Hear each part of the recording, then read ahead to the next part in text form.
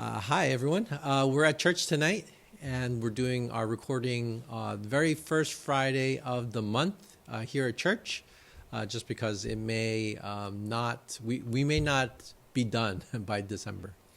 We want to welcome you tonight to our YF Bible Reading Marathon. Our students are trying to do their readings throughout the week, about 15 minutes. This week we really weren't that successful, but we're going to keep on plugging away. So we're glad that you're joining us tonight on our recordings, and I hope, again, it encourages you to pick up your own Bibles and read along with us. Thanks for joining us. 35. God blesses and renames Jacob. God said to Jacob, "Arise, go up to Bethel and dwell there. Make an altar there to the God who appeared to you when you fled from your brother Esau." So Jacob said to his household and all who were with him, "Put away the foreign gods that are among you, and purify yourselves and change your garments. Then let us arise and go up to Bethel, so I may make there an altar to the God who answers me in the day of my distress, and has been with me wherever I have gone." So they gave to Jacob all the foreign gods that they had and all the rings that were in their ears. Jacob hid there under the terebinth tree that was near Shechem. And as they journeyed, a terror from God fell upon the cities that were around them, so they did not pursue the sons of Jacob. And when Jacob came to Luz, that is Bethel, which is in the land of Canaan, he and all the people who were with him, and there he built an altar and called the place El Bethel, because God had revealed himself to him when he fled from his brother. And Deborah, Rebekah's nurse, died, and she was buried under an oak below Bethel. So he called its name Allon Bakuth. God appeared to Jacob again when he came from Padan Aram and blessed him. And God said to him, "Your name is Jacob, but no longer shall your name be called Jacob, but Israel shall be your name." So he called his name Israel. And God said to him, "I am God Almighty. Be fruitful and multiply. A nation and a company of nations shall come from you, and kings shall come from your own body. The land that I gave to Abraham and Isaac I will give to you, and I will give the land to your offspring after you." Then God went up from him in the place where he had spoken with him. And Jacob set up a pillar in the place where he had spoken with him, a pillar of stone. He poured out a drink offering on it and poured oil on it. So Jacob called the name of the place where God had spoken with him Bethel.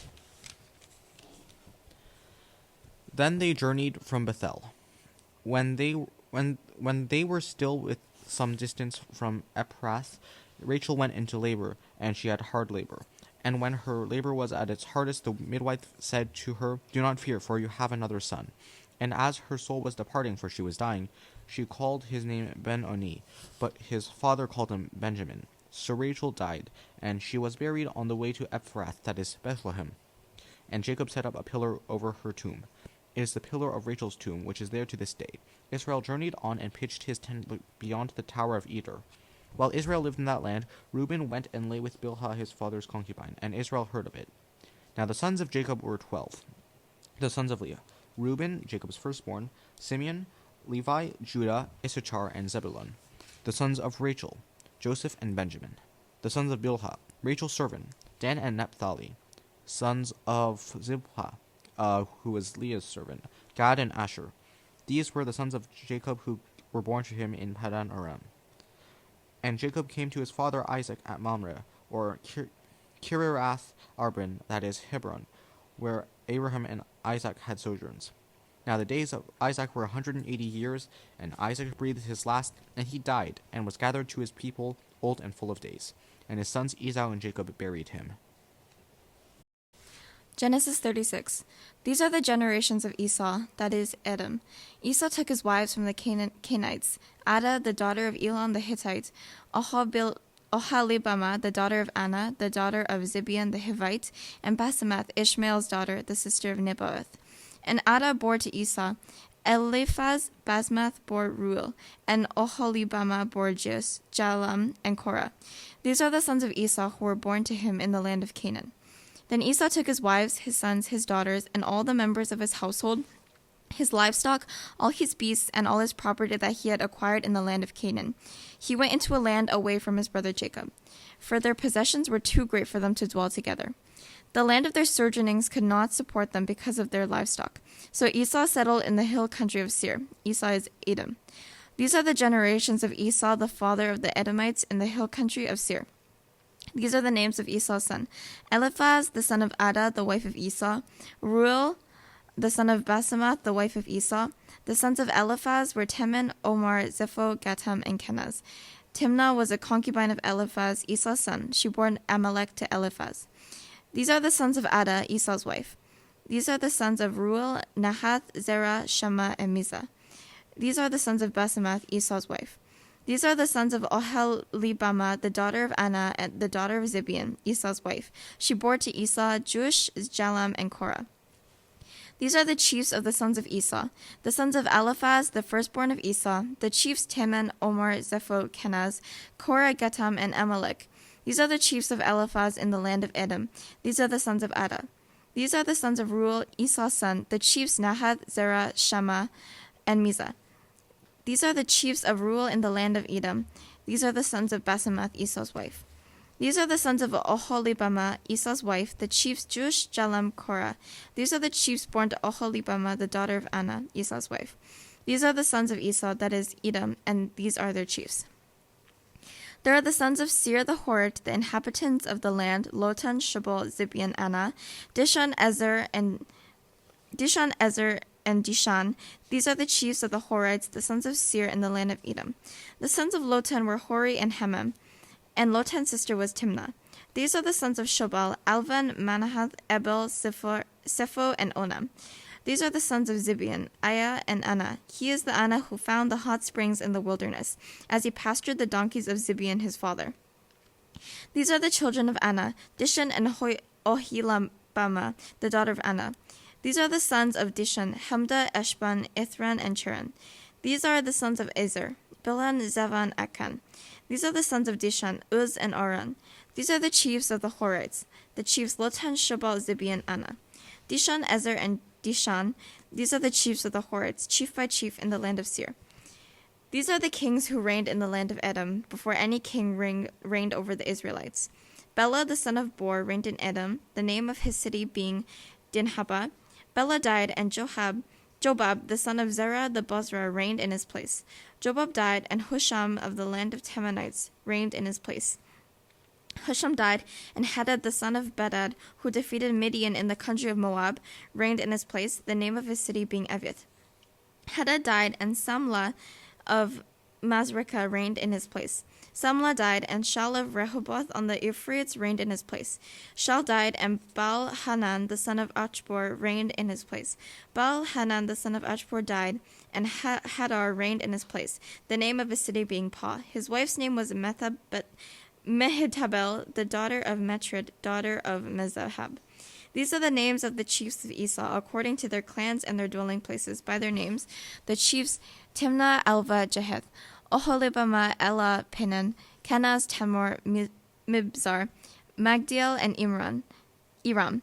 These are the chiefs of Edom, that is Esau, the father of Edom, according to their dwelling places in the land of their possession. Genesis 37. Jacob lived in the land of his father, sojournings in the land of Canaan. These are a generation of Jacob. Joseph, being 17 years old, was pasturing the flock with his brothers.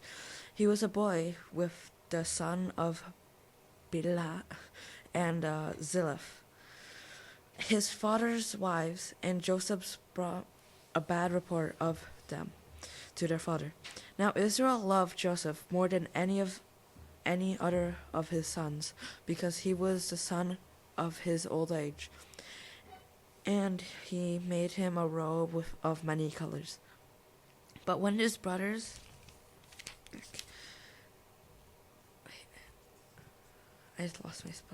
saw that their father loved him more than all his brothers, they hated him and could not speak peacefully to him. Now Joseph had a dream, and he told it to his brothers. They hated him even more. He said to them, "Hear this dream that I have dreamt. Behold, we were binding sheaves in the field, and behold, my sheaf arose and stood upright, and wait, what? And behold, your sheaves scattered around, and it bowed down to my sheaf. His brother said to him, Are you indeed reigning over us? Or are you indeed to rule over us? So they hated him even more for his dream and for his word. Then he dreamed of another dream, and told it to his brothers, and said, Behold, I have dreamed another dream. Behold, the sun and moon, 11 stars, were blown down to me. But when he told it to his father and to his brothers, his father rebuked him and said to him, What is this dream that you've dreamed? Shall I and your mother and your brothers indeed come to bow ourselves to the ground before you? And his brothers were jealous of him, but his father kept saying in mind.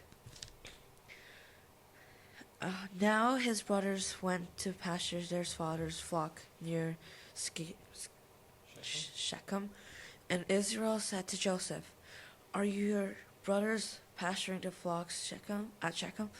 Come, I will send you to them. And he said to him, I am. So he said to him, Go now, see if it is well to your brothers, and with the flock, and bring me word.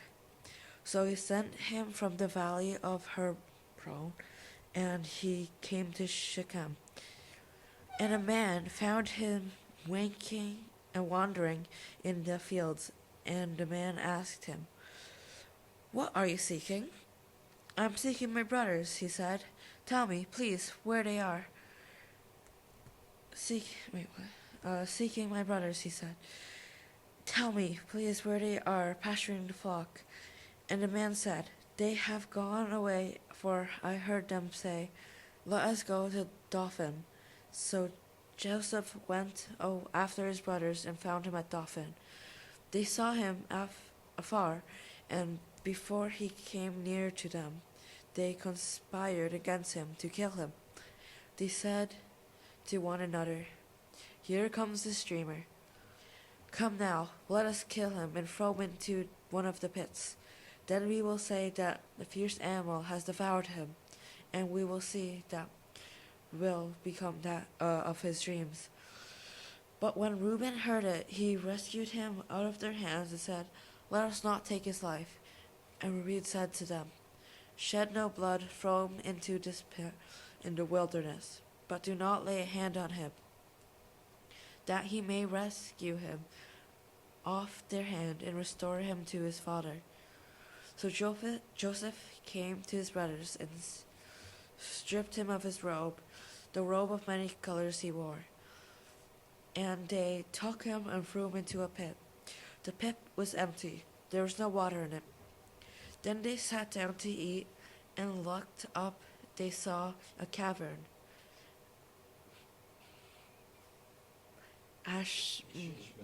Ishmaelites coming from Gilead, and their camels bearing gum, blam, and merhem, on their way to carry him down to Egypt. Then Judah said to his brothers, What is if we kill our brother and conceal his blood?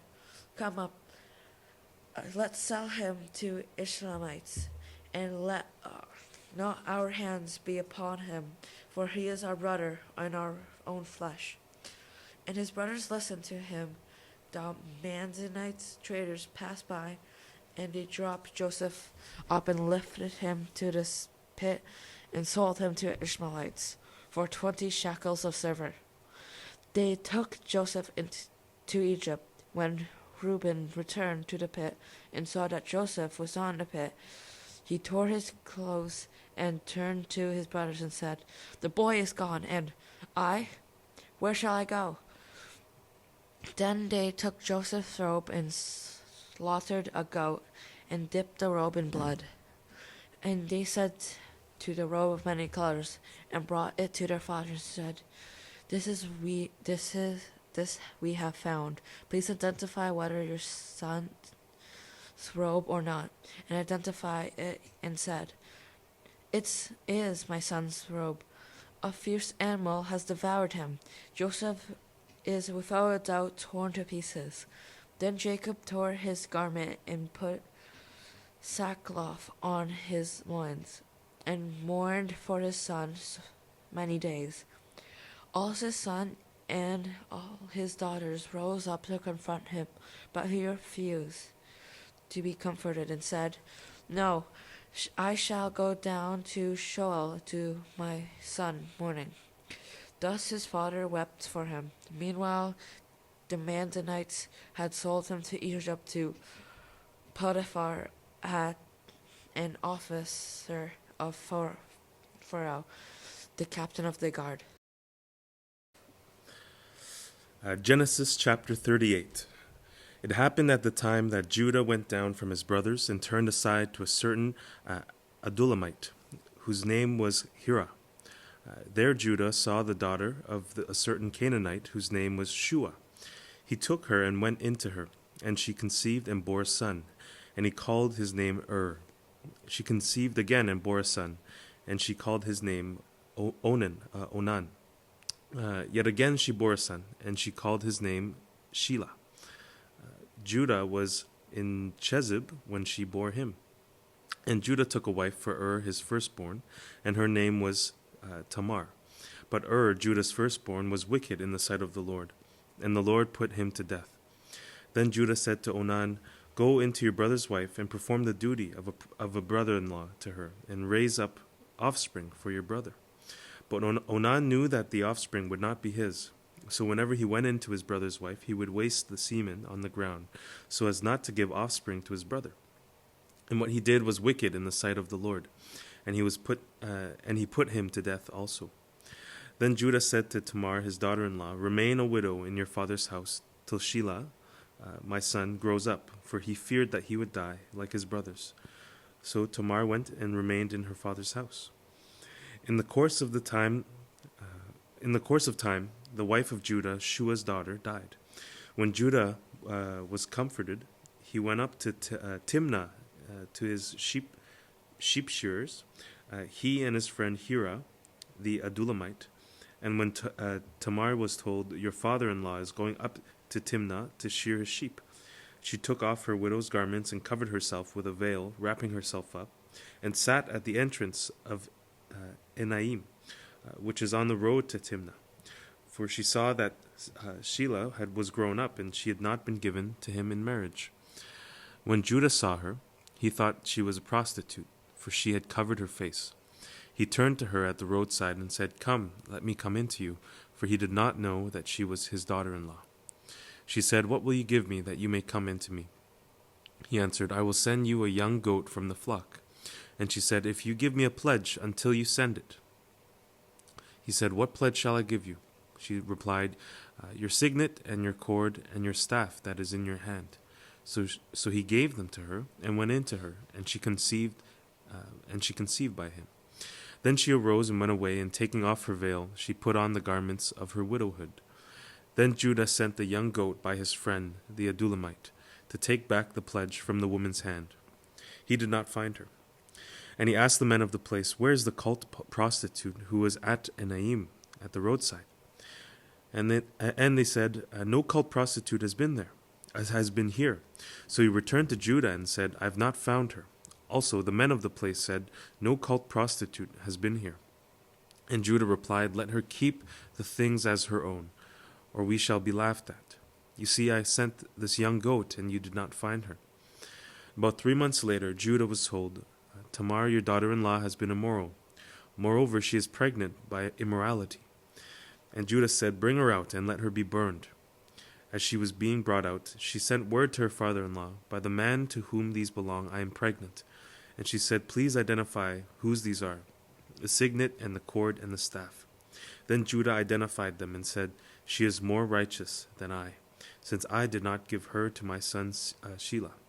And he did not know her again. When the time of her labor came, there were twins in her womb. And when she was in labor, one put out a hand, and the midwife took and tied a scarlet thread on his hand, saying, "This one came out first." But as he drew back his hand, behold, his brother came out. And she said, What a breach you have made for yourself. Therefore his name was called Perez. Afterwards, his brother came out with the scarlet thread on his hand, and his name was called Zerah. Now Joseph had been brought down to Egypt, and Potiphar, an officer of Pharaoh, the captain of the guard, an Egyptian, had bought him from the Ishmaelites who had brought him down there. The Lord was with Joseph, and he became a successful man, and he was in the house of his Egyptian master. His master saw that the Lord was with him, and that the Lord caused all that he did to succeed in his hands. So Joseph found favor in his sight, and attended him, and he made him overseer of his house, and put him in charge of all that he had. From the time that he made him overseer in his house, and over all that he had, the Lord blessed the Egyptian's house for Joseph's sake. The blessing of the Lord was on all that he had in house and field. So he left all that he had in Joseph's charge, and because of him he had no concern about anything but the food he ate.